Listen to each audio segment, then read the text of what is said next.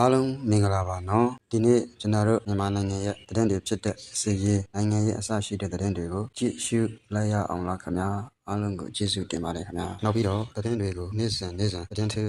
ဥတွေတင်ဆက်ပေးမှာဖြစ်တဲ့အတွက်ကျွန်တော်ရဲ့အကောင့်လေးကို follow လုပ်ထားပေးကြအောင်လို့လည်းတောင်းဆိုချင်ပါတယ်ခင်ဗျာ2026ခုနှစ်ဇန်နဝါရီလ1ရက်နေ့မှာ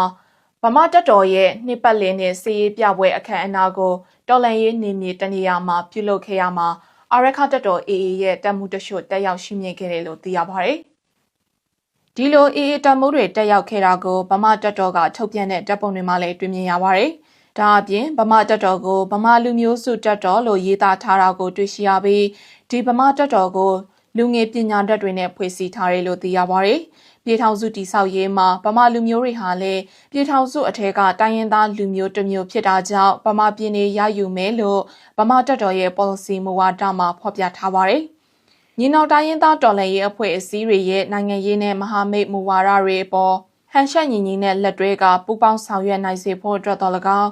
မိုးကြိုးပြောက်ကြားတပ်ဖွဲ့အပါအဝင်ဘုံရီမှန်းချက်တူညီပြီးလက်တွဲဆောင်ရွက်လိုတဲ့တပ်ရင်းတပ်ဖွဲ့တွေကိုပေါင်းဆက်စုစည်းကဗမာလူမျိုးစုကိုကိုစားပြုတဲ့ဗမာတပ်တော်ဒါမှမဟုတ်ဗမာလူမျိုးစုတပ်မတော်နိုင်ငံရေးမူဝါဒ9ရက်စီရေးမူဝါဒ6ရက်ရှမှတ်ကတပ်တော်ဖွဲ့စည်းပုံကိုစုဖွဲ့မှုပုံစံအသစ်နဲ့2025ခုနှစ်ဇန်နဝါရီလ1ရက်နေ့မှာစတင်ဖွဲ့စည်းခဲ့တာဖြစ်ပါတယ်။